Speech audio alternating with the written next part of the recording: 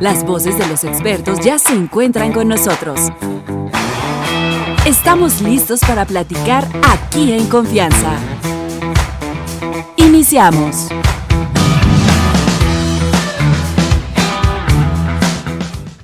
Doctor Benito Escutia, infectólogo, me sacó del COVID de una manera maravillosa. ¿Cómo estás? Primero, gracias públicamente porque qué buen médico eres. Gracias, muy amable. Ya llevamos dos. Y tú eres un excelente paciente, también hay que decirlo. Pues es que hay que obedecer, si no, ¿para qué consultas, no? Yo comentaba con tu equipo ahorita, sí, fuera del aire, que tú eres una persona que muy responsable en muchas cosas. Muchas gracias. Pero algo que de verdad te respeto es que te empezaste a sentir mal sin saber qué era COVID, influenza o qué era. Dejaste de saludar de besos, dejaste de dar la mano. Dejé de trabajar. Sí, pero tú misma tomaste esa decisión. Y esa decisión que tomaste permitió, en primer lugar, que nadie de tu equipo se infectara. Cosa que yo como médico te agradezco. Sí, porque es un contagiadero, o sea, sigue siendo muy contagioso. Sigue siendo una cepa muy contagiosa. Hay que entender que el COVID no se va a acabar. No, ¿verdad? El COVID se quedó y COVID sigue siendo una enfermedad peligrosa. El porcentaje de complicaciones de las cepas va a ir variando, desde un 10 a un 15% de pacientes que tengan sintomatología muy marcada y que ésta se pueda complicar, sí.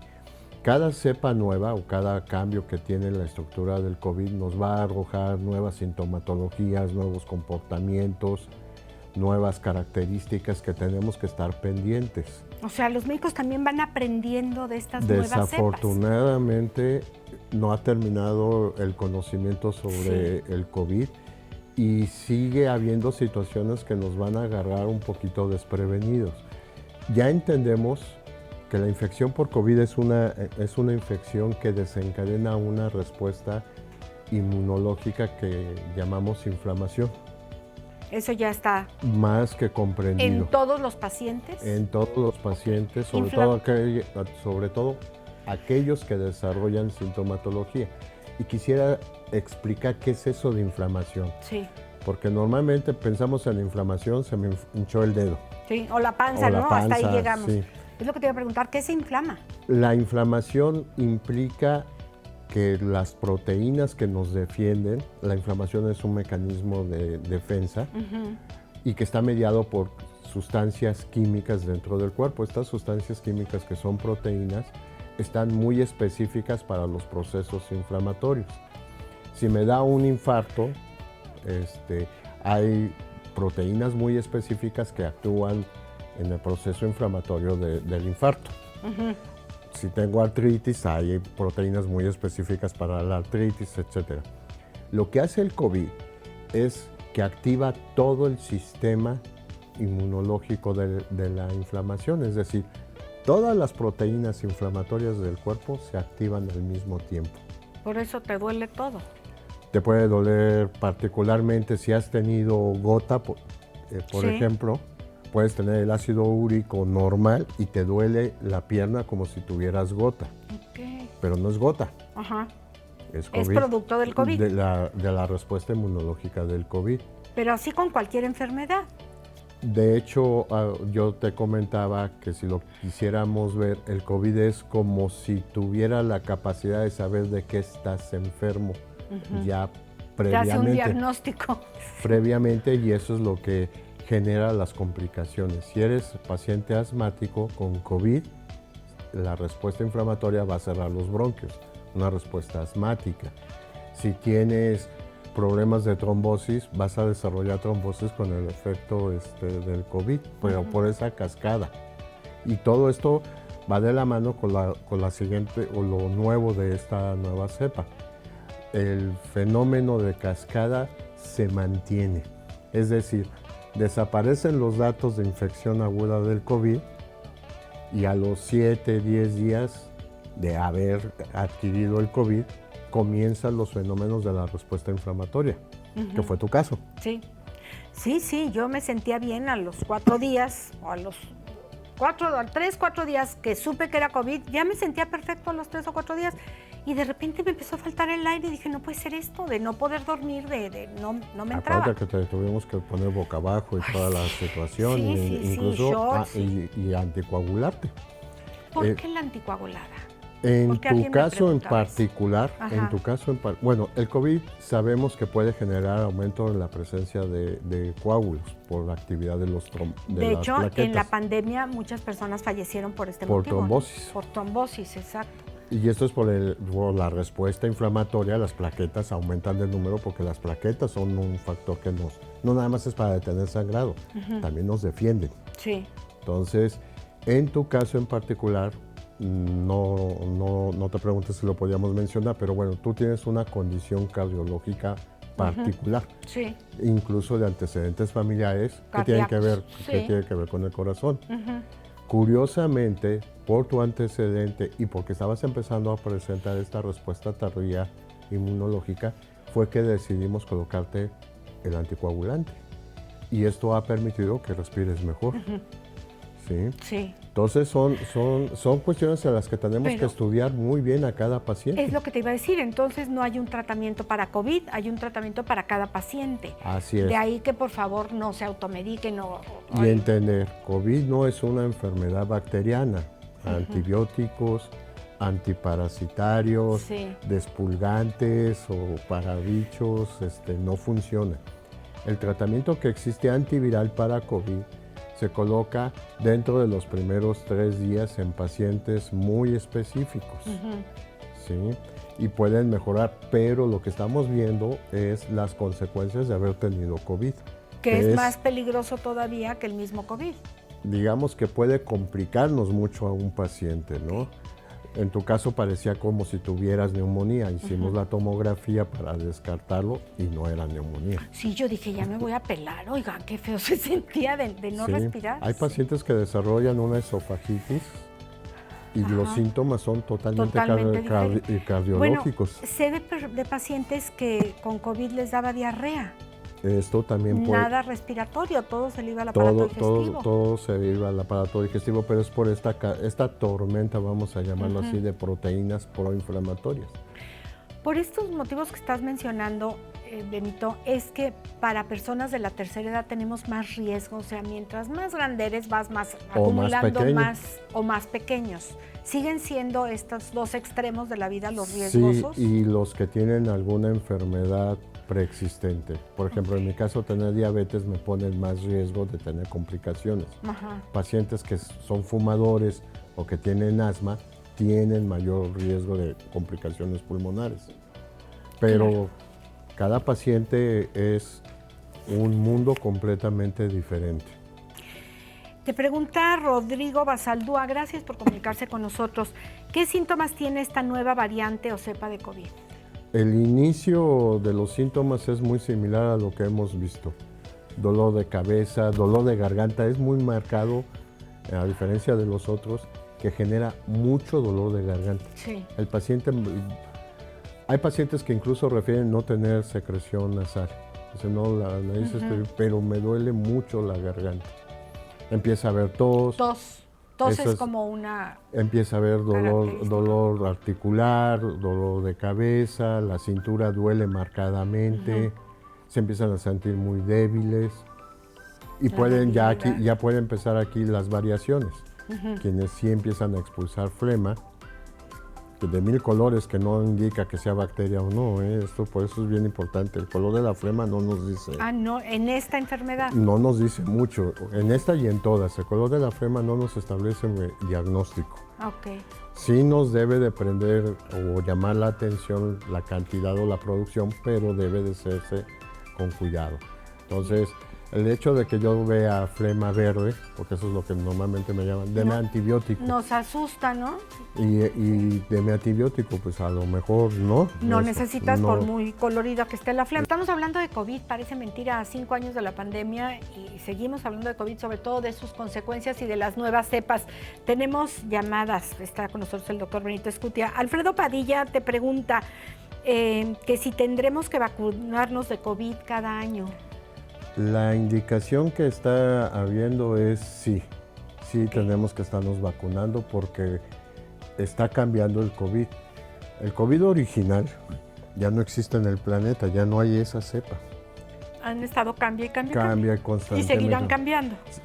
Sí, desafortunadamente el COVID tiene más de 8,000 millones de posibilidades de cambiar. Ajá. ¿Por qué digo 8,000 millones? Porque somos 8,000 millones de habitantes en el planeta. Claro. Cada persona le confiere características genéticas al COVID. Cada vez que un virus se infecta, adquiere nuevas características específicas de cada individuo. Las mutaciones o los cambios en las cepas que se han estado registrando van en relación al número de casos que se han ido presentando. Hemos tenido la buena fortuna de que no se ha convertido en una enfermedad muy grave, como al principio que no entendíamos nada. Ha estado comportándose dentro de lineamientos que podemos manejar correctamente. Pero eso no quiere decir que no pueda presentarse una complicación o en algún momento una cepa más agresiva. Y no vamos a saber hasta dónde, de que no se va, pero cuántas cepas faltan o qué características tendrá cada cepa. La apuesta es, dentro de los fenómenos epidemiológicos, la apuesta es que logremos una estabilidad en cuestión del fenómeno infeccioso de COVID. Okay. Eso, ¿cuándo va a pasar? No lo sabemos. Ok. Te pregunta Sara Patricia Gómez González que si ya pasó lo más fuerte del COVID, pero aún sigue inflamada la garganta, que si es conveniente seguir dando ibuprofeno y analgésico para el dolor de cintura, que le dio apenas a su mamá, que tiene 80 años y es diabética. Aquí hay que revisar muy bien, incluso el control metabólico, el control de la glucosa. El COVID se disfraza de muchas cosas también, pero también existen las patologías asociadas. Insisto, el COVID puede generar que situaciones que ya teníamos de lesión por esta tormenta genere otros problemas. Que es el caso de la mamá de la Es posible que el dolor de cintura esté asociado a lo que no conozco el caso completo, pero podría ser que la señora por su edad tenga algún fenómeno de artritis o de limitación de escoliosis, más aparte de la diabetes, a lo mejor tiene neuropatía diabética. Ya, finalmente José Luis Herrera, qué bueno que se comunican. Para el doctor, llevo 5 veces infectado por COVID, esto a partir del 2020, y vacunado hasta 3 refuerzos. ¿Cómo saber si hay alguna secuela derivado de esto? De las vacunas que se están aplicando ahorita, no tenemos reportes de mayores complicaciones. La única vacuna que sí presentó fenómenos importantes y que se siguen estudiando, ya no se está aplicando, debo de subrayarlo, que fue la de AstraZeneca. AstraZeneca, esa sí tuvo. Sí, y se siguen estudiando pacientes que estuvieron expuestos pero ya a esta no vacuna. se aplica en ningún lado. No se aplica. Que sí, esta variante es la Nimbus. Sí, sí. Y la apodan Frankenstein. De apodo Frankenstein, y sí le creo. ¿Cuánto durará el dolor de cintura? El dolor de cintura puede variar de 2 a 3 semanas si está originado específicamente por COVID. Pero insisto, hay que revisar las otras patologías que pueda tener la señora. Claro, el dolor de cintura no únicamente es por COVID. Y en cuestión de usar el ibuprofeno de manera crónica más de 7 días, yo creo que sí valdría la pena una revisión médica. Sí, ya pasaron 7 días. Sí. Ok, ¿en dónde te encontramos? Estamos en el Hospital Ángeles Centro Sur, piso 20, consultorio 2035. Ángeles Centro Sur, consultorio 2035, piso 20, teléfono 442-1905-147. Sí, repito para amigos de radio, 442-1905-147. Doctor Benito Escutia, muchísimas gracias. Al contrario, gracias. Muchas gracias. Y nosotros vamos, oigan, hay que ponernos a escribir. Hay un taller que está padrísimo, menos Wi-Fi, apaga el mundo y prende tu historia. Con esto continuamos.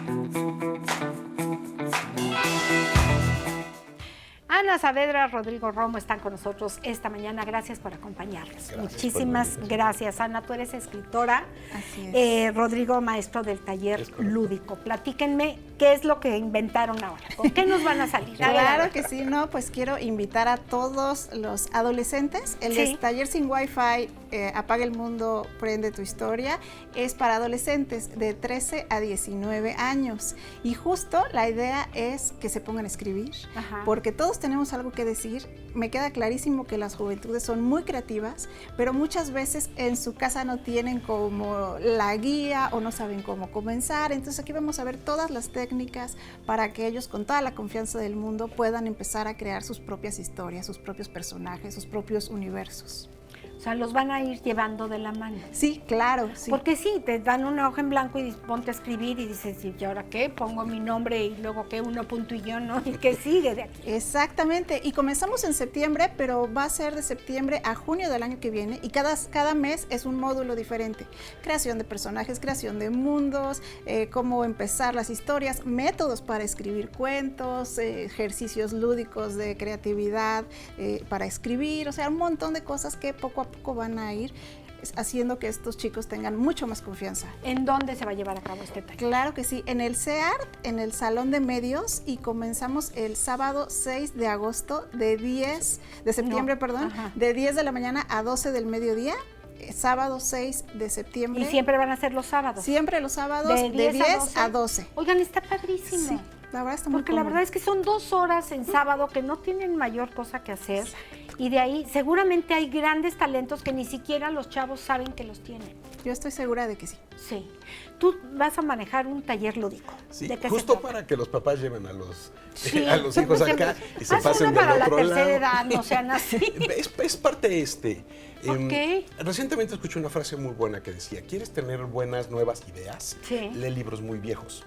Y en este caso nos vamos a los originales, que son precisamente los de la mitología griega. Entonces, esto es para poder recuperar los contenidos que hemos perdido en estos tiempos. Entonces, justo la idea es aquel que tenga ganas de decir toda la experiencia que tenemos como seres humanos, de dónde viene y a dónde vamos. Entonces, es un taller que va a concentrarse en la cultura griega, las mitologías, los dioses, los mitos, y después las lecturas del ciclo épico. O sea, la Ilíada, la Odisea, y adicionalmente la Eneida. Entonces es un súper viaje. ¿Cómo hacerle para llevar a los chavos a esta edad? Porque habrá quien diga, ay, sí, a mí me encanta, yo quiero escribir, pero habrá muchos que dicen, ay, mis papás con esas ideas. ¿Cómo los motivamos? ¿Qué les decimos? Bueno, el mío es específicamente para adolescentes, el de mitología sí es para adultos. Y en mi caso, yo la verdad es que sí he visto que hay mucho interés en los chicos en escribir. Y yo les digo, fácilmente, ¿has visto alguna película? Todos los chicos ven películas de superhéroes, ¿que no te gustó el final? Que tú dices, hubieran hecho esto, aquello otro. Allí está el germen, la semillita de que en ti está la posibilidad de crear universos, de crear otras realidades, de crear historias. Y nos pasa muchísimo, ¿no? A que todo dices, mundo. qué buena película, pero oye, el final me chocó. Yo le hubiera cambiado ¿Qué esto lo hubieras aquello? hecho? ¿Cómo lo hubieras hecho tú? Exacto. Es una buena idea. Sí, y así se comienza. Claro, chavos, ¿a partir de qué edad? De 13 años a 17, aunque ya tengo inscritos un poquito más chiquitos, de 11, 12, y también un poquito más grandes. Yo la verdad no tengo problema, entonces pueden escribirme y sin problema contarme. Sin Wi-Fi, Apaga el mundo, prende tu historia, se llama este taller en el CEART. La verdad es que se antoja muchísimo. Los sábados de 10 a 12, que a esa hora no hacen nada los chavos a esta edad. Están como nada más en la computadora y en pantallas. En el Wi-Fi, exacto. Y entonces, tu taller es para adultos. Sí, porque los temas de la mitología siempre son muy intensos. Sí. Cuestiones de sexo, cuestiones de violencia, cuestiones de ambición, de envidias. Todas las historias que mencionaba de las películas, bueno, ya están allí en la mitología. Entonces es un buen momento para retomarlas en su versión original. Y de repente lees algo así y dices, ay, esto es nuevo, si no sabes. Sí, ¿no? exacto, Dices, ay, ¿no? lo acaban de escribir ayer. Como 3,000 años más Hace o como menos. 3,000 años, exactamente. Básicamente. Se repiten los errores, Sí, las por supuesto, locuras, porque son las historias humanas. las distorsiones mentales. Sí, las locuras. las locuras. Sí, psicópatas, pues sí, hay varios, sin discusión. Pero si estamos rodeados de ellos. No Nada voy a más que decir, luego pero se sí. disfrazan y se ponen traje. Exactamente. No. No voy a decir, Sí, y van no. a cumbres luego, sí. Sí, por supuesto. Oye, platícame en dónde va a ser tu taller. Yo tengo la fortuna de tener 2 sedes. Sí. La misma semana, mismo clase, 2 lugares. Sí. Uno es aquí juntito en el Museo de los Conspiradores, Ajá. de 5 a 7 los jueves. Museo de los Conspiradores. Ajá, Ok. que es el que está allí en pantalla. Y también va a estar en el CEART, el mismo horario, de 10 a 12 los sábados. O sea que papás con hijos Exacto. adolescentes, Exactamente. los chavos se entran Exacto, contigo, y se pasan acá. Ana, y los Se adultos pasan a discutir los temas sabrosos de este lado. Voy a estar en el coro bajo, en el CEART. ¿Qué van a aprender los adultos? ¿De qué se van a nutrir? Fíjate que si pensamos en estas ideas que ya tienen 3,000 años, Sí. son también 3,000 años de teléfono descompuesto. Entonces, el día de hoy, tú estabas mencionando hace rato en tu segmento, pues varias partes muy oscuras en las que estamos metidos como humanidad, ¿no? La parte de los voluntarios que están pasando un momento muy complicado. Bueno, Las guerras. esos conceptos nos hacen plantear el dónde perdimos la narrativa, en dónde se nos fue el hilo. Y curiosamente, regresar a los griegos nos dice, allí están los contenidos originales. Para que no nos confundamos cuando hablamos de tiranos, cuando no nos confundamos cuando hablamos de qué significa la individualidad, el valor de la vida humana, podemos regresar a ellos. Y entonces es como limpiar por completo toda la historia de nuestros conceptos y tener una visión completamente renovada. Esa es la idea. Y además, lo interesante que es conocer lo que se Sí, escribió por hace supuesto. tantos años. Porque a lo mejor te dieron una embarradita en de secundaria, cultura todos. general en secundaria y Sí, prepa, claro. pero pues, los que tenemos mala memoria y No, sé qué deja nos eso, es acordamos. una cuestión de experiencia. Sí. ¿Cómo puedes tener experiencia de vida en secundaria, no? Pero es lo que te iba a decir. Pero además, lo comentábamos ayer justamente en el segmento de libros, el mismo libro, si lo leíste a los 20 años, No no es lo te mismo. dice lo mismo que cuando lo lees a los 40. Exacto. Dices, pues ya lo había leído, ¿y ahora por qué es tan diferente? No, el libro no es diferente. La Uno que es el que cambió cambia. eres tú, ¿no? Y Exacto. estos libros dicen lo esencial de lo humano, es la definición de lo humano hace 3,000 años. Oigan, está padrísimo. No, bueno, está maravilloso. Se me antoja tener 17 años para entrar al tuyo y como sí tengo los requisitos Bien, para el tuyo, bueno, pues ahí vamos. ¿Algún Bienvenida. teléfono, alguna página o Primero dónde nos de ellas. inscribimos? El email pueden escribir a anaquelliterario@gmail.com, así anaquelliterario todo con minúscula. Anaquel Literario. @gmail.com y al Esos dos. celular, al WhatsApp, puede ser para los dos también. Es el 442-822-2182. Ahí están los datos, el teléfono, el correo y bueno, pues a presentarse el ¿qué día de septiembre? 6 de septiembre a las 10 de la 10 mañana. de la mañana en comenzamos. SEAR, tú también inicias Sí, el jueves inicia el jueves en el 4. de ¿Cuatro? los conspiradores. Ajá, y el sábado 6 en el CERT. Pues hay que hacer algo nuevo, algo diferente para los que siempre tuvieron ganas de escribir, pero resulta que no nos animamos, porque luego está el miedito de, ay, me van a juzgar, y si me Exacto, sale mal, claro. pues si te sale mal, Exacto. No pasa nada. ¿para No quién pasa escribes? nada. ¿Para ti o para que te Exactamente. juzguen, no? Exactamente. Muy bien, además los que te juzgan no pagan el curso. o sea, Exactamente. y nos dan de comer. Muchísimas gracias, les Un placer. agradezco No, mucho un y gusto, se muchas antoja gracias. muchísimo estos 2 talleres. Testamento, oigan, ya llegó septiembre y por supuesto el de los martes, Erika Espinosa está aquí con nosotros para hablar de cómo hacer un testamento.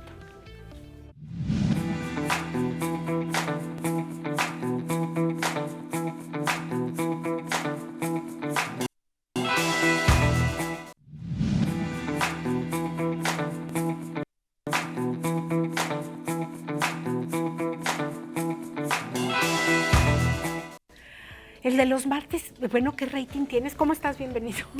Qué gusto Es que no has escucharte, María. llegado y ya tenemos, acabamos de empezar, todavía no iniciamos la entrevista y ya tenemos muchas llamadas. Bueno, lo que cual- eso es bueno. Claro que Para es eso bueno. estamos, para solucionar las inquietudes de nuestro público. Vamos a hablar de testamento, déjame ver si tiene algo que ver. Si no tiene que ver, de todas maneras, la Sí, vamos le a damos leer. respuesta. Buenos días, mi papá nos quiere dejar su casa que tiene 3 pisos.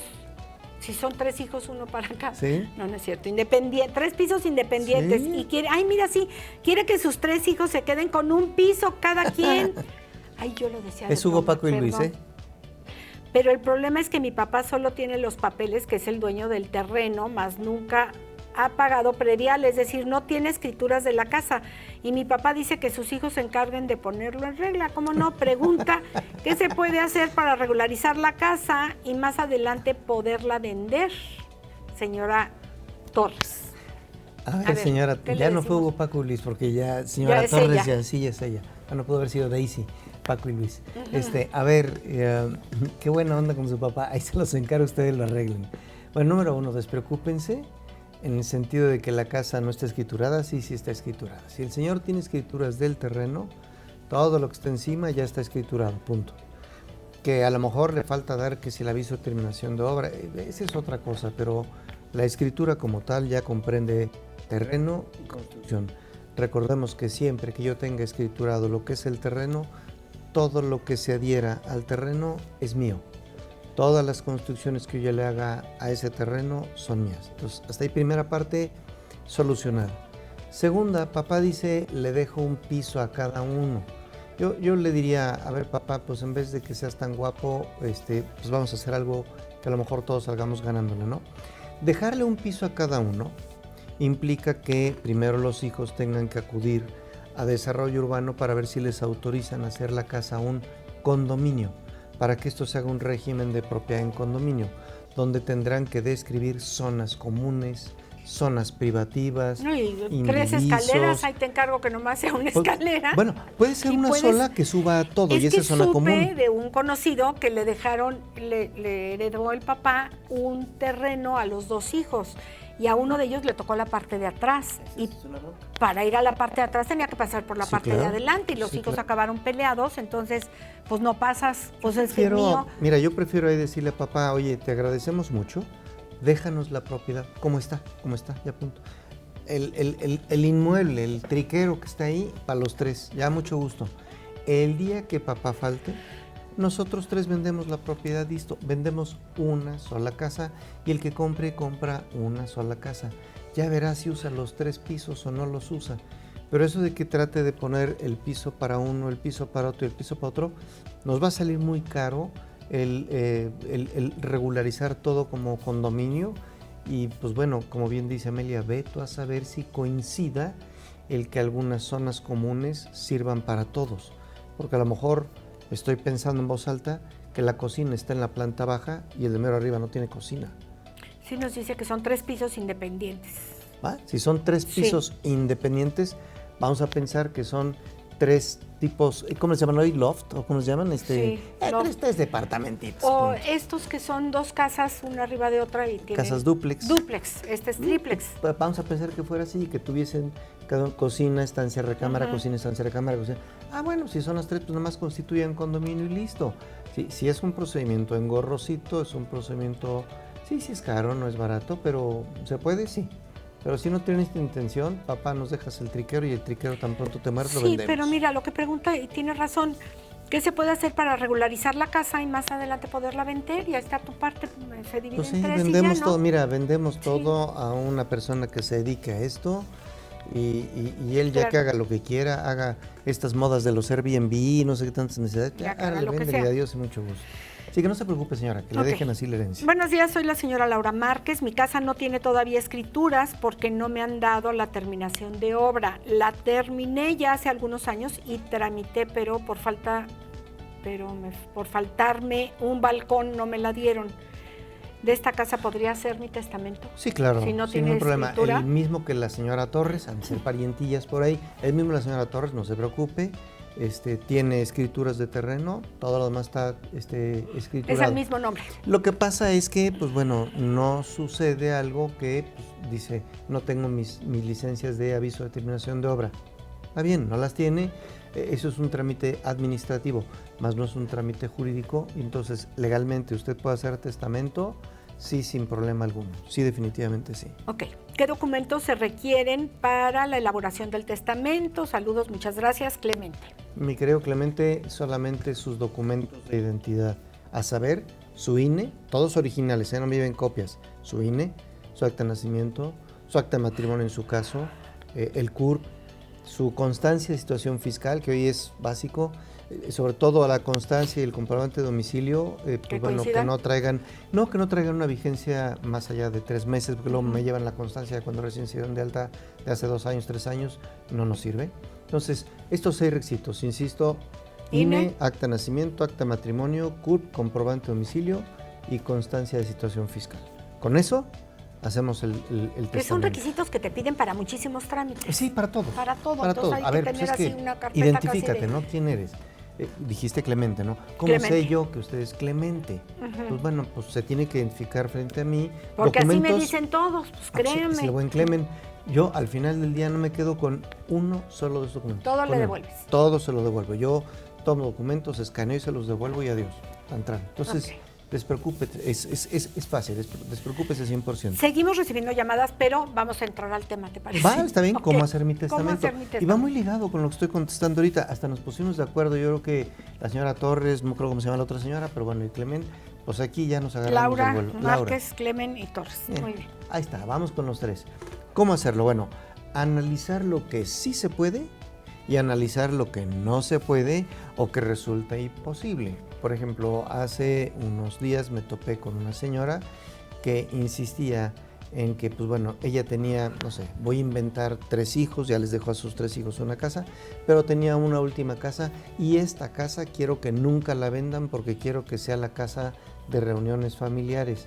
Pues, perdón señora, pero pues eso ya no le va, no me deja imposibles. A ver, a mí me deja como hijo una casa y luego dice que yo debo de respetar que aquella otra se quede eternamente.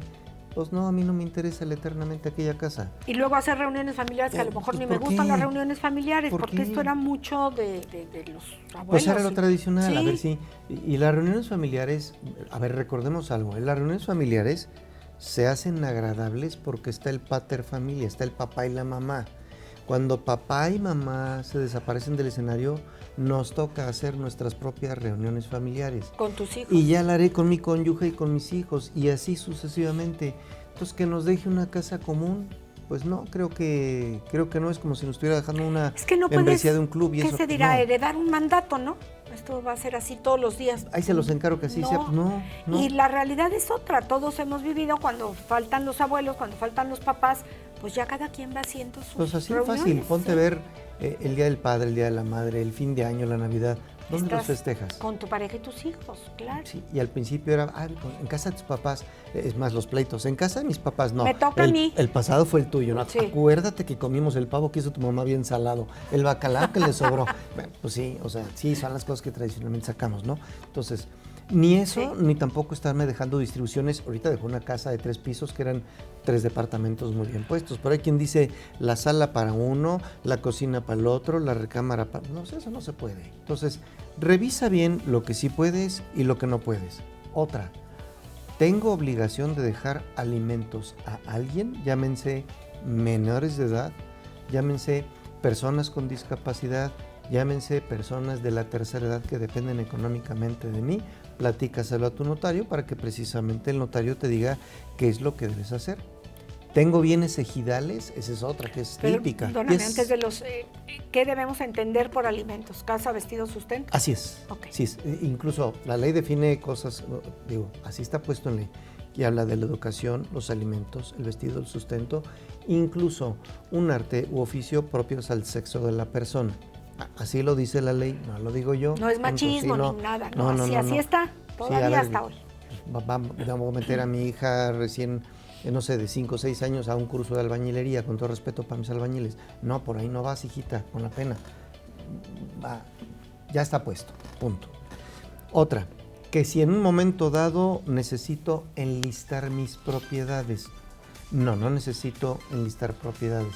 Esto de hacer la lista de tus bienes luego te lleva al detalle o al error de que el día que tú faltes no tenías todos tus bienes enlistados. ¿Por qué? Porque tú sabes cuántos tienes hoy, pero no sabes cuánto vas a tener el día que te mueras. Claro. Si alguno del auditorio me sabe decir qué va a tener el día que se vaya a morir, pues bueno, o es porque ya le dijeron que le quedan 2 minutos de vida, sí, o es porque es brujo, sí, verdaderamente, no sale de otra. ¿Qué necesitamos para hacer el testamento? Siguen las preguntas. Jacinto Becerra, muchas gracias. Que si la persona que va a hacer el testamento no puede acudir a la notaría por asuntos de salud, que si los notarios pueden acudir al domicilio. Sí, pero difícilmente va a poderse hacer en el mes del testamento. Es muy complejo. Pues es porque, que pues, están bueno, llenísimos. exacto, estamos saturados. Sería más fácil, y ya me ha tocado, ¿no? No quiere decir que lleven con tanques de oxígeno y demás, pero ya me ha tocado que incluso la ambulancia llega a la notaría y pues bueno, nos acercamos a la ambulancia, que es diferente. Y digo la ambulancia no porque vaya en estado súper crítico, sino porque en esa ocasión venía saliendo del hospital y antes de pasar a su domicilio iban a hacer el testamento.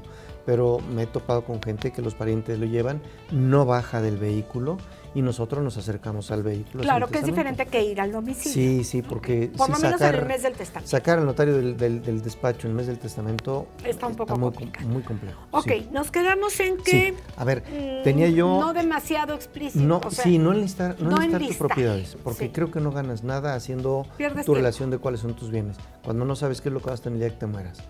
Otra es los... Perdón, sí. en lugar de eso, ¿qué? El día que me muera, todo entre tantos hijos. Ahí es donde voy. Tú tienes que ponerte a ver que la figura número 1 en un testamento, así, la consecuencia de un testamento es dejar herederos, punto. Otra cosa son los legados. Muy rápido la diferencia. Heredero es la persona que recibe los bienes a título universal. Esto es, te dejo a ti mi herencia, te dejo a Hugo, Paco y Luis toda mi herencia. Te dejo a ti decena de hijos, toda mi herencia. O sea, no necesitas ser una sola persona, pueden ser varios. Les dejo a ustedes mi herencia, el 30, el 15, el 70, o sea, ya me pasé el 100, pero vas hablando de porcentajes, ¿los puedes manejar? Sí, pero hablar de la figura heredero. La figura legatario es un bien específico o varios bienes en específico determinados a determinada persona. Te dejo a ti la casa de Juárez 25. Les dejo a ustedes 3 el edificio de 3 pisos que está en Morelos 37. Les dejo. Entonces, no es el testamento el mecanismo ideal para solo hablar de legados. No lo es, y lo subrayo, no lo es. Dejas herederos y luego legados. Me vas a decir, tenía 3 casas y tuve 3 bienes, pues ya, pues ahí está todo. De cualquier manera, establece la figura del heredero. Y puedes decir, juego con Hugo, Paco y Luis. Tengo a Hugo, Paco y Luis, les dejo la casa 1, 2 y 3, ya. Y dejo como herederos de todos mis bienes a Hugo, a Paco y a Luis. Por si hubiese más bienes, claro, ahí están para Hugo y Paco y Luis. No hubo, no te preocupes, ahí están los legados. Si hubo, ahí están ya marcadas las figuras de los herederos. Porque me he topado con testamentos en los que solamente hay legatarios y se vuelve un problema el trámite sucesorio. Se vuelve un problema porque lo primero que tenemos que buscar es un heredero. Y si no lo hay, se tiene que abrir una sucesión intestamentaria para designar un heredero, que en muchas ocasiones pueden llegar a ser los mismos legatarios. Entonces, tener cuidado. Casi siempre, ¿no? Casi, pero puede no, porque puede ser una persona que no dejó a sus hijos, dejó a los sobrinos o dejó a los hermanos o dejó a los papás o dejó a no sé quién como legatarios, pero ya lo que es la figura de sus hijos no los volteó a ver. Entonces, cuando no tengo mi pariente más cercano, pues es mi hijo. Entonces, chíspales, no hay herederos, va a entrar mi hijo, te guste o no te guste. Y ves en que los papás no precisamente quieren dejar como herederos a los hijos. Estamos terminando prácticamente agosto, bueno, todavía nos falta un poquito y pues por supuesto que vamos de agosto, sí, hoy es 19, faltan 2 semanas de agosto, más o menos, sí. Pero pues vamos a hablar de testamento porque pues es lo que toca, ya estamos a punto de entrar en septiembre, que es el mes del testamento. No sabemos si va a haber prórroga o no, porque dentro de un mes van a estar, hay prórroga, a ver, ahorita estamos a punto, a 2 semanas de empezar el mes del testamento, pues ya decídanse. Rompamos la costumbre de dejar todo para el final. Hagamos septiembre, es el mes del testamento por historia, ya déjalo así. Y más bien, yo lo que sugiero es para todos los que nos escuchen, radio, televisión, es echen su mente a volar y traten de sacar todas sus inquietudes, por tontas y locas que sean. Ninguna idea sobra y todas abonan porque traemos vidas muy parecidas, historias muy parecidas entre todos nosotros. Eric Espinosa, muchísimas gracias. 442-125-3058 Eso. y 442-212-1100. Un placer. Y ahí están en tus redes. Redes sociales, Notarías 10 y 48 a tus órdenes. Perfecto, muchísimas gracias. Un placer. Hasta el próximo martes. Y nosotros vamos a hablar de nutrición, vamos a hablar sobre todo de nutrición en el ciclo hormonal de las mujeres. Vamos con Alan.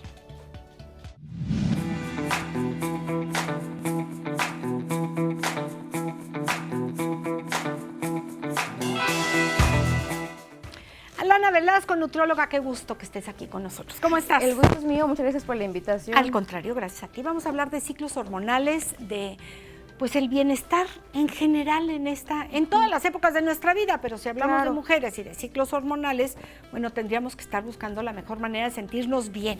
Y vamos a hablar de nutrición justamente en esta etapa pues importante y cíclica de las mujeres. Claro, principalmente pues la fase de la menstruación, ¿no? Que creo que pues es el que todas las mujeres pasamos, e inclusive si no pasamos, vamos a pasar, por alguna razón no estamos pasando, y pues es importantísimo, sobre todo adaptar la alimentación a las fases de la menstruación, que es súper importante eso. De repente tenemos antojos y todos tienen un porqué. Primeramente pues se inicia con la fase de la menstruación, con el sangrado. Son de 1 a 7 días, hay que poner muchísima atención en el sangrado que se presenta, los días, el flujo. Todo esto pues habla de la alimentación que tuvimos durante los últimos casi 3 meses. Ok. Entonces, ya que tenemos ese periodo, en ese periodo normalmente pues nuestra energía, ya sabemos, está bajita.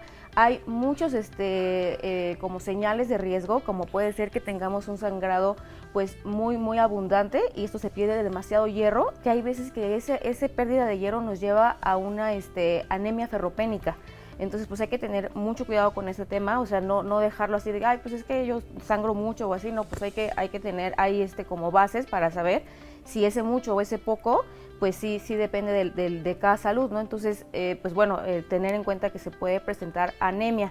Después de esto, pues viene la fase lútea, que esta fase pues es como que la reconocemos como la mejor de todas, porque la energía está hasta arriba, porque nos sentimos muy fuertes. En este periodo pues es muy importante cuidarnos, sobre todo con el tema de la proteína, con el tema de los carbohidratos, y es un periodo en el que se puede ganar masa muscular con muchísima facilidad. Entonces normalmente también en el entrenamiento, porque también me dedico al deporte, en esta parte del entrenamiento pues es muy importante enfocarlo a la ganancia de masa muscular, si es lo que como mujeres queremos. Como mujeres que tenemos solamente ese periodo pues activo para generar masa muscular, que son entre 11 a 15 días, o sea, es muy poquito. Entonces ahí se recomienda pues el ejercicio de fuerza, el comer más para poder ganar masa muscular. O sea, vas a ganar más masa muscular en estos días que en los demás días del mes. En los demás días del mes la verdad es que es muy complicado ganar masa muscular, Okay. porque hormonalmente pues no nos ayuda, ¿no? El tema de... Pero conociendo estos datos Ajá. que estás dando, bueno, pues todo cambia. Cambia qué Totalmente, vas a sí. comer dependiendo de cada Exacto. día, y cambia qué ejercicio vas a hacer. Exacto, sí. Y luego viene la fase ovulatoria, pues Ajá. es que en el periodo en el que pues estamos fértiles y también buscan tener un embarazo, pues ese es el periodo en el que se pudiera. Sí. Y bueno, dura de 3 a 5 días, que es el máximo de energía, de sentirnos pues bien. Y después viene ya la fase folicular, que en esta fase pues empieza el síndrome premenstrual, empezamos con los antojos, la ganancia de grasa es mucho más sencilla y la pérdida de la misma grasa también suele dificultarse. O sea, engordas más. Sí, unos días es más antes. probable, ¿no? Que Ok. tengamos esto, y también la sensibilidad de la insulina baja, o sea que también puede haber pues periodos en que tengamos picos de glucosa con más frecuencia. En este periodo pues hay demasiados antojos porque la producción de serotonina baja. La serotonina es una de las hormonas que le llamamos de la felicidad, y pues hay diferentes maneras de producirla. Una de ellas pues es comiendo azúcar. Entonces nuestro mismo cuerpo nos pide azúcar. Eso pues yo lo veo mucho en consulta. De repente me dicen, ay, es que antes de mi periodo me da muchas ganas de comer algo dulce, muchas ganas de comer chocolate. Y Carbohidratos. Carbohidratos simples sobre todo. Y esto pues tiene un porqué. Yo siempre les digo a mis pacientes, todo antojo tiene una deficiencia de fondo. todo antojo, ya sea una deficiencia emocional, una deficiencia real nutricional, una deficiencia física. Entonces todo eso pues es importante reconocerlo y sobre todo conocernos como mujeres, porque bueno, se han registrado muchísimos síntomas con el síndrome premenstrual y en la menstruación. Todos son diferentes y cada mujer debe de conocerse y saber pues qué esperar en esos días, ¿no? Por ejemplo, puede haber que tengan diarrea, que eso también es muy frecuente, también puede haber estreñimiento, dolores de cabeza, inflamación, y eso pues también hay que verlo en consulta con nutrición. Si tenemos periodos de diarrea, pues saber qué incluir. Súper importante la hidratación si hay este tipo de eventos, también el estreñimiento, pues también súper importante tener una consideración en la alimentación si tienen estos padecimientos de estreñimiento. Yo creo que todos estos conocimientos, todos estos conceptos que nos estás platicando, para muchas mujeres son nuevos, ¿no? Antes te decían, tienes cólico, tómate un tecito de anís, sí. ¿no? Y ya hasta ahí llegaban las recomendaciones de las mamás o de las abuelitas. Pero teniendo este conocimiento, bueno, pues empezando por lo que tienes o debes de comer en cada etapa del mes. Claro, sí, luego los cólicos pues deben de ser normales, una punzadita y ya, o sea, no deben ser incapacitantes. Y si tenemos este tipo de síntomas en los cuales no, es que sabes que me tengo que tirar, no puedo hacer nada por el dolor, hay que visitar al médico, y mucho de lo que se recomienda en la consulta ginecológica es llevar una alimentación saludable durante todo el mes. O sea, es decir, que si yo ese día digo, bueno, ya me voy a cuidar porque no quiero tener cólicos, empiezo con los tecitos, pues sí se puede mejorar, pero no hay nada como llevar todo el mes con una alimentación saludable, haciendo ejercicio, porque también el ejercicio ayuda muchísimo. Hay muchas mujeres que no pueden hacer ejercicio en su periodo menstrual o síndrome premenstrual, pero llevan todo el mes haciendo ejercicio, ¿no? Y eso pues les ayuda bastante en el tema de los cólicos. ¿Por qué no podrían hacer ejercicio? Porque están inflamadas. Pero caminar, por ejemplo. Caminar, pues claro. Digo, a lo mejor no vas a levantar pesas, pero algún ejercicio se llama descanso activo, que es pues hacer alguna actividad que no requiera mucho esfuerzo, pero sí nos oxigene, pues tengamos ese periodo de desestrés, eso es súper importante. Y bueno, normalmente los cambios que se llegan a ver con una alimentación saludable tardan hasta 3 meses, eso es importante porque dicen, oye, ya me cuidé al mes y todavía tengo cólicos, tarda hasta 3 meses porque recordemos que pues la fase ovulatoria es de un ovario y luego del otro ovario, o sea, puede ser que un ciclo estés bien, todo tranquilo, pero el siguiente ya no tan bien, ¿no? Y luego todavía se ven pues algunos problemas, y si tengamos una alimentación saludable y aún así no vemos pues una mejoría en los cólicos, una mejoría en la fase menstrual, sí hay que visitar al médico. Digo, la visita del médico pues se recomienda una vez al año por lo menos, ¿no? Pero pues sí hay algunas cuestiones, por ejemplo, endometriosis, que también son dolores muy muy fuertes cuando hay la menstruación, pues sí o sí tenemos que visitar al médico.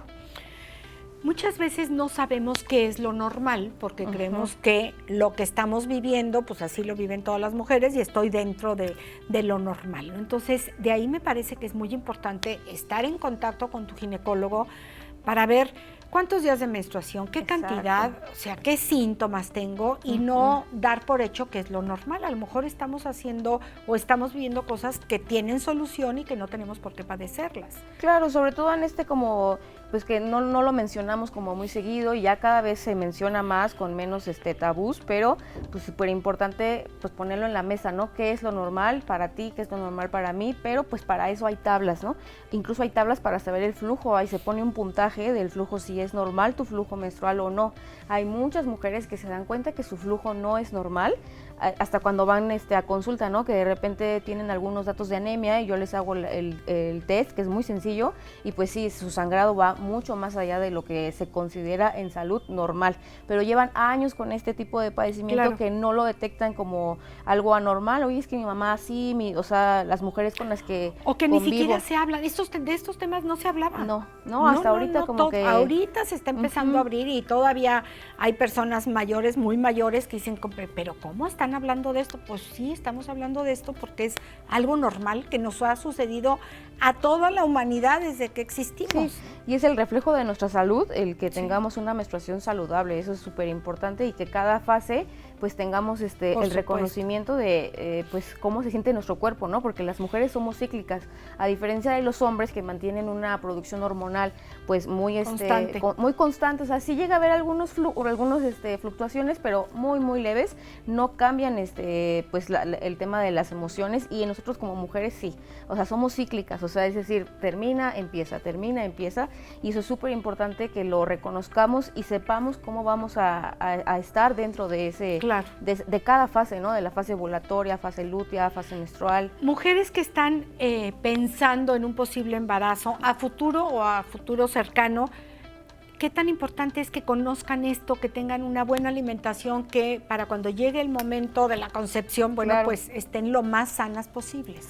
Normalmente se recomienda que durante un año previo al querer un embarazo inicien con una alimentación saludable, no necesariamente un peso, pues bajar de peso, ¿no? Porque muchas veces Es lo que nos preocupa a todas las mujeres, sí, ¿no? se confunde bastante con, oye, tengo que bajar de peso para poder embarazarme y subir de peso más a gusto. La realidad es que, bueno, sí se aconseja, pero sobre todo con mujeres que tienen obesidad o sobrepeso. Si no tienen esto, aún así sí se recomienda tener una alimentación saludable previa a un año, tanto la mujer como el hombre, porque es muy importante pues que la calidad del espermatozoide sea sana y pues nos pueda dar un buen producto, ¿no? Entonces, en ese caso es un año antes, e incluso se inicia con suplementación con el ácido fólico, principalmente un año antes que se empiece el querer tener bebés.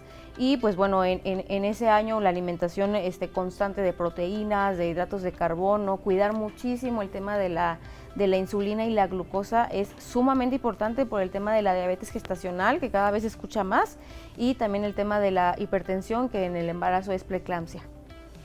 Y fíjate que justamente vamos a ligar este tema tuyo con el siguiente, que tiene que ver con la participación del hombre ya durante el embarazo, porque vuelvo a lo mismo, antes eran temas que es cosa de mujeres, ¿no? Y el hombre, en lo que nacía el bebé, ahí afuera fumando, ¿no? Lo ves en las películas, no se limita a eso, la actividad que debe tener el hombre. Alana, muchísimas gracias. ¿En dónde podemos contactarte? En todas las plataformas me encuentran como Nut Alana, y mi número es 442-109-3872.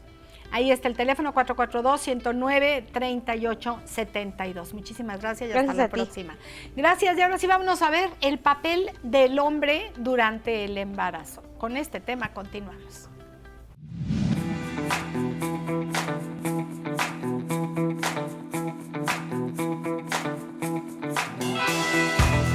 Bien, gracias. Lulú Soriano, qué bueno que nos acompañas, partera profesional y asesora justamente en estos temas de lactancia, que es, bueno, pues importantísimo. Fíjate que estaba bienvenida, Gracias. Ay, muchas gracias. Gracias. Justamente hoy salió una nota en un periódico que decía que menos del 30% de los niños tienen una lactancia exclusiva. Sí, acabamos de pasar la Semana Mundial de la Lactancia Materna. Arrojaron muchos datos, ¿no? Del 1 al 8, sí, desafortunadamente cada vez es menos. O sea, antes de la pandemia, fíjate que era más o menos entre el 14 y el 17% del 100% de los nacimientos que las mujeres realmente amamantaban a sus niños. El 14%. Entre el 14 y el 17. ¿En el 30? Sí, ahorita bueno, pues después de pandemia subió, en pandemia subió justo porque las mujeres embarazadas y las mujeres que acababan de tener a sus bebés, pues fueron las primeras que regresaron a casa. Entonces, de ahí subió un poco más el porcentaje, pero en realidad sigue siendo muy bajo. Sigue siendo muy bajo el 30%. Y qué pena que haya sido a consecuencia de la pandemia y Exacto. no por un convencimiento real de cuáles son las ventajas de poder lactar amamantar a nuestro bebé. Sí, tiene miles de ventajas, miles de ventajas. Es la leche que es para nuestra especie, ¿no? Tomamos otra especie y nos da como, ¿cómo le vas a dar de leche, ¿no? Por miles cuestiones estéticas, hay muchas razones. Pero en realidad, pues sí tenemos que entender que es la leche para nosotros, es específicamente hecha para ese ser humano, porque el leche de vaca es para los becerros. Sí, y la gestación hace que todas esas células que están en el cuerpo de mamá y que se van a producir esa leche después, que en realidad, no sé si la gente sepa, pero la leche es sangre que se transforma en amor, ¿no? En leche materna para el bebé, es específicamente para ese bebé. es específicamente para las necesidades de ese ser humano que ya se gestó durante 9 meses en el vientre de mamá. Entonces, algo increíblemente sano y específico y que crea vida, porque va cambiando también, es un ser vivo que va cambiando de acuerdo a las necesidades justamente de ese bebé. Sí, por eso no importa. Es lo mismo la leche de un recién nacido que la de un bebé de 3 meses. No, y va a ir cambiando, o sea, hay mamás que amamantan durante un largo tiempo y siempre es esa presión social, ¿no? De ya no lo nutres, ya ya le haces mal, y en realidad esa leche siempre le va a servir, siempre, porque está hecha a sus necesidades. Entonces, también es una cuestión muy social, ¿no? Sí. ¿Qué te dicen las mujeres que no quieren lactar? ¿Cuál Pues, es el motivo o el pretexto o qué están viviendo? Porque mira, es difícil, necesitan mucho apoyo en realidad, Sí. porque si es un proceso natural, igual que el embarazo, igual que el parto, es un proceso normal, natural y es saludable, pero sí puede tener ciertos inconvenientes al principio, dependiendo de las condiciones de los pechos de cada mujer, y esos primeros días son súper importantes para que se pueda establecer este proceso. Que son unos días, ¿no? Que 2 son semanas unos y días, ya. pero yo por eso les digo, Sí. siempre pide ayuda. Vemos mucha Paciencia. gente aquí en Querétaro, que puede ayudar a este proceso. Sí. Estoy yo, hay muchas compañeras también. Entonces les digo, en el mínimo detalle que tú creas que a lo mejor no lo puedes hacer, que te estás lastimando, que te está costando trabajo, ve con Sí, alguien. porque tiras la toalla muy que te- rápido, ¿no? sí. Que dices, ahí está el biberón, tan bonito, mira, tiene hasta Fácil, patitos, rápido. vámonos al biberón. Exacto. Vamos al tema. Sí. ¿Cuál es el papel del hombre?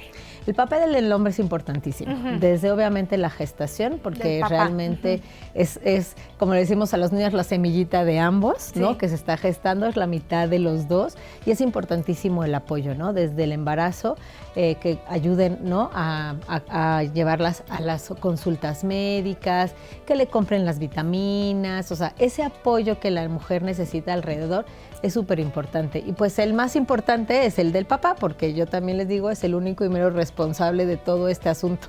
Entonces, deberían de estar muy presentes en el proceso, ¿no? En el proceso del embarazo, obviamente en el parto. Hay papás, hay veces que por miedo, ¿no? O por cuestiones así de, no, guácala, ¿cómo voy a estar ahí, no en el parto? No se atreven a entrar, ¿no? Entonces, la verdad es que es súper importante ese apoyo, porque en quien más se apoya a la mujer va a ser en ese papá, ¿no? Que no solo, yo les digo que son esos ángeles guardianes que están alrededor, ¿no? Alrededor de todo el proceso, que está cuidando, acompañando, para que todo esto se pueda hacer de la mejor manera. Ahora, Lulu, toda la preparación me parece que sigue siendo para la mamá, ¿no? Bueno, ya ahora estos cuidados del parto, no sé cómo se llamen ahora, antes era parto psicoprofiláctico. Se sigue llamando de la misma manera. Luego me cambian el nombre, digo, No. y se me nota la edad, cosa No. que me tiene sin cuidado. No, pero sigue siendo, ok. Todos estos cuidados, todo este aprendizaje, me parece que sigue estando muy enfocado a la mujer. mamá. Que yoga para embarazadas, que pilate para la embarazada, todo para la embarazada. Y al papá lo hemos mantenido así un poquito lejos. ¿Cómo jalar al papá o qué actividades hay donde, pues vente papá, a aprender lo que vas a vivir tú también como padre? Sí, claro. Pues mira, de entrada, pues sí, la verdad es que un curso, un taller de preparación para el parto ayuda muchísimo, porque ahí es donde empezamos justamente a que el papá se involucre más. Es realmente la primera generación de varones que entra por completo al proceso, Sí. porque antes nuestros papás pues no estaban como apenas en boga, ¿no? Por ejemplo, mi papá y mamá sí tomaron, por ejemplo, un curso de psicoprofilaxis, pero estaba entrando apenas como este proceso a México sobre todo, ¿no? O sea, el papá, como tú ahorita decías, el papá se quedaba fuera y le decían ya que había nacido Fue un qué niño, era, fue una cómo no, niña y ya. nada más, ¿no? Y el papá se Y muchos dedicaba se iban a festejar de ahí, ¿no? a Sí. proveer, ¿no? O estaba nada más como para él, es el proveedor, es A el que sale a comprar los trabajar. puros o los chocolates si Exacto. eran niños. Ya no Entonces, se usa, ¿verdad? Quiero pensar. No, ya no. Qué ya no se bueno. usa, ya no Sí. se usa eso Ya no, afortunadamente. ya. Pero justamente sí, los talleres ayudan justamente a que papá empiece como a inmiscuirse, a involucrarse en el proceso. Porque las mujeres tenemos un poco más de información acerca de como de todo el proceso. Pero los varones sí necesitan como un poco de guía. Entonces ahí introducimos justamente qué va a pasar, cómo apoyar, qué va a sentir también él, cómo puede realmente apoyar y cuál es el sentir, ¿no? Cuál es el sentir desde la parte del varón. Estamos hablando del papel que juega el hombre pues en todo esto que era como de mujeres, que era todo lo que tenía que ver con el bebé. Bueno, ahorita lo comentábamos en la entrevista anterior también, desde la parte cíclica es cosa de mujeres, la menstruación es cosa de mujeres. Pero qué importante, no solamente la parte física, sino la parte emocional, Lulu, hablando del bebé. ¿De qué manera un niño donde sabe que el papá estuvo acompañando a mamá en todo el proceso de embarazo, de parto, de sus primeros meses de nacimiento, de qué manera va a ser un niño pues más confiado, más amoroso, más seguro de sí mismo? ¿Influye? Influye mucho, influye mucho. Nosotros siempre decimos, por ejemplo, el privilegio de mamá es amamantar, el privilegio de papá es acompañar todo esto, ¿no? Crear ese lazo. Siempre les decimos como que el privilegio de papá es empezar a crear el vínculo, ¿no? Desde el baño, ¿no? Decimos, tú tienes que bañar al bebé, tú tienes que hacer como esta actividad para tratar de vincularte, porque la mamá ya de por sí ya está vinculada fácilmente, ¿no? Con sí, no, ya la mamá no se puede desvincular. No se puede desvincular. El papá no puede amamantar al hijo, pero sí puede hacer muchas cosas sí donde puede hacer. Justo tratar de vincularse, ¿no? Sí. Una de esas del recién nacido es esa, ¿no? Antes te decía, pues antes los papás no hacían prácticamente nada con el bebé, ¿no? No, bueno, habían papás que decían, yo ni lo cargo porque siento que se me va a romper. ¿Cómo se va a romper? Menos cambiarle el pañal, no, eso es de mamá. O sacarlo a pasear, sí, pues menos, ¿no? Era todo como pero era también un machismo, ¿no? Sí. No es cosa, es de mujeres. No es de mujeres. Y te digo, y ahorita es la primera generación o la primera que de verdad se está involucrando el hombre en este proceso, ¿no? En donde quiere realmente hacer un vínculo con ese hijo, no solamente ser el proveedor, sino realmente cuidar todo este proceso con el bebé, ¿no? Pero además Lulu, que se está involucrando, me parece que lo está gozando. Sí. O sea, un hombre que ya está vinculado al hijo, a la esposa, creo que disfruta muchísimo. Disfruta o sea, mucho. De la que se perdieron tantos hombres, tantas generaciones, estando tan alejados de pues este proceso que ellos tienen mucho que ver, por la mitad. No, y tienen que, los papás son, te decía, esos guardianes que cuidan, ¿no? a la mujer, también para cuidar al hijo, ¿no? Porque realmente es algo que es un trinomio maravilloso, en donde sí hay una participación muy activa ahora en día, que agradecemos muchísimo, y que pues sí tenemos que guiar un poco, porque es la primera vez que ellos lo están haciendo, ¿no? O sea, es la primera vez que esta generación se está como tú dices, gozando y participando activamente como en todo este proceso que antes no se inmiscuía, ¿no? Veías a los papás en donde no iban ni siquiera a las escuelas, a las juntas o a los festivales, ¿no? Siempre veías a muchas mujeres, no a los padres, y ahora siempre el papá ahora está involucrado en las escuelas, en las actividades extraoficiales, ¿no? Claro. En todo este proceso que realmente se tiene que crear ese vínculo, no se puede dar nada más porque yo soy el papá y listo, sino realmente se tiene que ir, ¿no? Cosechando, ¿no? Y nutriendo día a día con esos bebés, y se crea desde recién nacido, ¿no? Ahorita ya los niños también están durmiendo, ¿no? En colechos o en camas, ¿no? Ya de los padres, en donde los dos están